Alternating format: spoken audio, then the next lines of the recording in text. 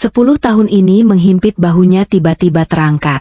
Ia memegang kedua tangan Mila, merasakan kehangatan yang selama ini hilang. Ini tidak akan mudah, Mila. Akan ada banyak orang yang marah, akan ada banyak penjelasan yang melelahkan, ucap Andi. Bagaimana cerita ini bisa terjadi? Mari kita kembali ke awal ceritanya.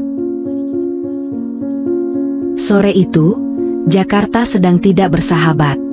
Langit abu-abu menggantung rendah, dan aroma aspal basah tercium tajam setelah hujan reda. Andi duduk di sudut kafe yang remang, menyesap kopi hitamnya yang mulai mendingin. Tatapannya kosong ke arah jendela, memperhatikan lalu lalang orang yang terburu-buru mengejar sisa hari. Bagi Andi, rutinitas adalah cara terbaik untuk melupakan. Namun, semesta seringkali punya cara bercanda yang cukup kejam. Pintu kafe berdenting. Seorang wanita masuk dengan langkah ragu, mengibaskan sisa air hujan dari payung lipatnya. Andi membeku. Detak jantungnya yang biasanya tenang, tiba-tiba berdegup kencang seperti genderang perang. Wanita itu mengenakan syal berwarna krem, warna yang selalu Andi ingat sebagai favorit seseorang di masa lalu. Mila, bisik Andi, nyaris tak terdengar oleh dirinya sendiri. Wanita itu menoleh. Mata mereka bertemu. Dalam sepersekian detik, kenangan 10 tahun lalu, tentang janji di bawah pohon mahoni, tawa di kantin kampus, hingga perpisahan menyakitkan di stasiun, seolah terputar kembali seperti film usang dalam kepala Andi. Mila terpaku di tempatnya berdiri. Senyum tipis yang awalnya ia persiapkan untuk pelayan kafe, seketika luntur. Wajahnya memucat, namun matanya memancarkan kerinduan yang sulit disembunyikan. Andi, kamu apa kabar? Suara Mila bergetar, memecah kesunyian yang mencekam di antara mereka.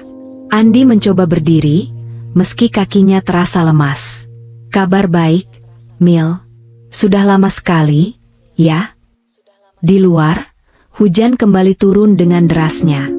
Seolah-olah langit tahu bahwa dua jiwa yang sempat terputus ini kini memiliki ribuan kata yang harus diselesaikan di bawah atap yang sama. Kursi di hadapan Andi ditarik perlahan. Mila duduk dengan gerakan kaku, meletakkan tasnya di atas meja seolah itu adalah pembatas antara masa lalu dan masa kini. Aroma parfum melati yang lembut menyerbak, aroma yang sama yang selalu menghantui mimpi-mimpi buruk Andi setelah perpisahan mereka. Aku tidak menyangka akan bertemu kamu di sini, Andi, ucap Mila pelan. Matanya menatap cangkir kopi Andi, menghindari kontak mata langsung. Andi tersenyum pahit. Dunia ternyata lebih sempit dari yang kita bayangkan, Mil. Atau mungkin, memang sudah waktunya kita tidak sengaja bertemu. Keheningan kembali merayap. Hanya ada suara denting sendok dari meja seberang dan rintik hujan yang kian menderu di luar jendela. Andi memperhatikan jemari Mila yang memainkan ujung syalnya. Masih ada bekas luka kecil di punggung tangannya, luka akibat kecelakaan sepeda saat mereka masih kuliah dulu. Bagaimana hidupmu? Tanya Andi akhirnya, mencoba memecah kekakuan. Aku dengar kamu sempat pindah keluar kota setelah kejadian itu. Mila mengangguk kecil. Aku mencoba mencari suasana baru. Menata hati yang berantakan itu tidak mudah, kan? Kamu sendiri? Kudengar karirmu di bidang arsitektur sangat sukses. Andi tertawa pendek, tanpa rasa bangga. Sukses di pekerjaan bukan berarti sukses di hal lain, Mil. Aku hanya menyibukkan diri agar tidak punya waktu untuk berpikir. Mila memberanikan diri menatap Andi. Ada luka yang terpancar dari mata wanita itu. Apa yang kamu pikirkan sampai harus berlari sejauh itu, Andy? Andi terdiam. Ia ingin menjawab bahwa ia memikirkan tentang surat terakhir yang tidak pernah ia balas, tentang kata-kata kasar yang ia ucapkan saat ego menguasai kepala, dan tentang penyesalan yang ia simpan rapat-rapat selama 10 tahun. Banyak hal, jawab Andi singkat. Termasuk alasan mengapa kita harus berakhir di stasiun hari itu, tanpa sempat mengucapkan selamat tinggal yang benar. Wajah Mila berubah sendu. Ia membuka tasnya, mengambil sebuah buku catatan kecil yang tampak sudah usang. Di sela-selanya, terselip sebuah foto Polaroid yang warnanya sudah mulai memudar. Foto mereka berdua, tertawa bahagia di bawah pohon mahoni. Aku masih menyimpannya, bisik Mila hampir tak terdengar. Andi terpaku. Ternyata, bukan hanya dirinya yang terpenjara dalam kenangan. Foto Polaroid yang diletakkan Mila di atas meja, seolah menjadi cermin yang memantulkan kembali rasa sakit 10 tahun lalu. Andi meraih foto itu, ujung jarinya menyentuh permukaan kertas yang kasar. Ia teringat hari itu, hari sebelum semuanya hancur karena kesalahpahaman dan ego masa muda. "Kenapa kamu masih menyimpannya, Mil?" tanya Andi dengan suara berat. "Bukankah kamu yang bilang waktu itu bahwa kita tidak punya masa depan?" Mila menarik napas panjang, matanya berkaca-kaca. "Aku mengatakannya karena aku takut, Andi. Orang tuaku menuntutku untuk segera mapan, sementara kamu masih berjuang dengan mimpimu. Aku tidak ingin menjadi beban bagimu, tapi aku juga tidak cukup berani untuk melawan mereka." Andi mengepalkan tangannya di bawah meja. "Tapi kamu tidak memberiku pilihan. Kamu pergi begitu saja. Kamu membiarkan aku berdiri di peron stasiun sendirian, menunggu kereta yang membawa kamu pergi tanpa satupun kata pamit yang jujur." "Aku tahu aku salah," potong Mila cepat. Setetes air mata jatuh ke pipinya. "Setiap hari selama 10 tahun ini, aku selalu bertanya-tanya, bagaimana jika saat itu aku turun dari kereta? Bagaimana jika aku tetap tinggal?" Suasana di meja itu mendadak menjadi sangat emosional. Namun, tepat saat Andi hendak meraih tangan Mila untuk menenangkannya, ponsel Mila yang tergeletak di meja bergetar. Sebuah nama muncul di layar, "Mas Rio." Mila terperanjat. Ia segera menghapus air matanya dan membalikkan ponselnya dengan gerakan panik. Andi melihat itu. Ada sebuah cincin emas polos yang melingkar di jari manis tangan kiri Mila, yang sejak tadi tertutup oleh syalnya. Dunia Andi seolah runtuh untuk kedua kalinya. "Dia suamimu?" tanya Andi dengan nada yang mendadak dingin.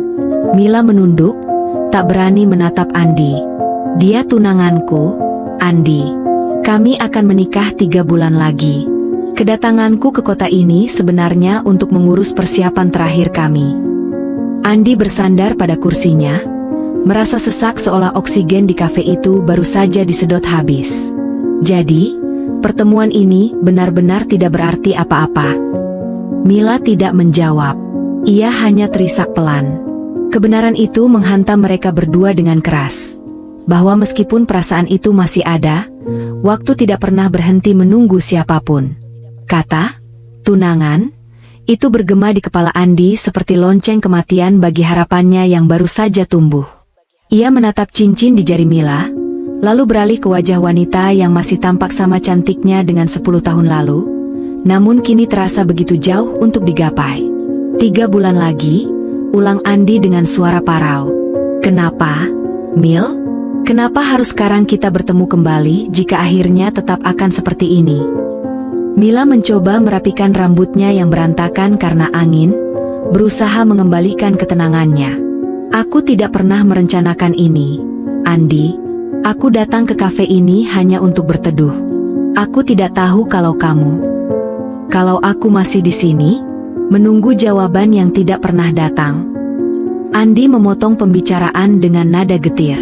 Andi berdiri, tidak tahan dengan sesak yang menghimpit dadanya. Ia mengeluarkan sejumlah uang, meletakkannya di atas meja tanpa menghitungnya. "Sepertinya aku harus pergi. Selamat atas pernikahanmu, Mila. Semoga dia bisa memberikan kepastian yang dulu gagal kuberikan padaku." Andi melangkah keluar dari kafe. Hujan telah reda, menyisakan genangan air yang memantulkan cahaya lampu jalanan yang mulai menyala. Ia berjalan cepat, mencoba menjauh dari rasa sakit itu. Namun, baru beberapa meter melangkah, suara langkah kaki yang terburu-buru terdengar di belakangnya. "Andi, tunggu!" teriak Mila. Andi berhenti dan berbalik. Mila berdiri di sana, terengah-engah di bawah langit senja yang kemerahan. Matanya merah dan sembab. "Kamu pikir hanya kamu yang menderita?" Mila berteriak dengan suara serak. "Aku mencoba mencintai Rio dengan seluruh logikaku. Dia pria baik, dia mapan, dan dia mencintaiku. Tapi setiap kali aku menutup mata, wajahmu yang selalu muncul. Aku menyimpan foto itu bukan untuk menyakiti diriku sendiri, tapi karena foto itu adalah satu-satunya bukti bahwa aku pernah merasa hidup. Andi terpaku di trotoar. Orang-orang yang lewat mulai memperhatikan mereka, namun keduanya tidak peduli. Aku takut, Andi, lanjut Mila. Suaranya kini mengecil menjadi bisikan. Aku takut jika aku membatalkan semuanya, aku hanya akan mengulang luka yang sama. Aku takut kamu bukan lagi Andi yang dulu kucintai. Andi melangkah mendekat, memangkas jarak di antara mereka. Ia menatap lekat-lekat ke dalam mata Mila. Aku memang bukan Andi yang dulu, Mila. Andi yang dulu adalah pengecut yang membiarkanmu pergi. Tapi Andi yang sekarang adalah pria yang akan menyesal seumur hidup jika tidak mengatakan ini sekarang. Andi menarik napas panjang. Aku masih mencintaimu. Sangat mencintaimu. Dan jika kamu memberiku satu saja alasan untuk tetap tinggal, aku tidak akan membiarkan kereta apapun membawamu pergi lagi. Mila terdiam, bibirnya bergetar. Di antara komitmen masa depan dan bayang-bayang masa lalu, ia harus memilih satu nama. Keheningan menyelimuti trotoar yang masih basah itu. Pertanyaan Andi menggantung di udara, menanti sebuah jawaban yang bisa mengubah alur hidup mereka selamanya. Mila menunduk, menatap cincin di jari manisnya yang kini terasa seberat beban dunia. Di satu sisi ada janji, di sisi lain ada hati yang meronta. Andi, suara Mila nyaris tenggelam oleh suara klakson kendaraan di kejauhan. Hidup bukan lagi tentang kita berdua saja. Ada keluarga yang sudah memesan gedung, ada orang tua yang sudah saling menjabat tangan, dan ada Rio pria yang tidak punya salah apapun dalam cerita ini. Andi merasakan dadanya nyeri, namun ia tidak berpaling. Aku tahu, Mil. Aku tahu ini egois. Tapi haruskah kita menjalani sisa hidup kita dengan kepura-puraan? Haruskah kamu terbangun setiap pagi di samping pria yang bukan pemilik hatimu, hanya demi menjaga perasaan orang lain? Mila tidak menjawab. Ia berbalik dan berlari menuju mobilnya, meninggalkan Andi yang terpaku sendirian di bawah lampu jalan yang mulai berkedip-kedip. Malam itu, komunikasi mereka terputus total. Andi tidak mengejar, ia sadar bahwa paksaan hanya akan meninggalkan luka baru. 1 bulan berlalu. Andi mencoba menata kembali serpihan hatinya. Ia fokus pada proyek arsitekturnya, menggambar garis demi garis di atas kertas putih, mencoba membangun gedung tinggi untuk menutupi rasa sepinya. Namun, setiap kali ia melihat syal krem atau mencium aroma melati, konsentrasinya buyar. Ia sudah pasrah.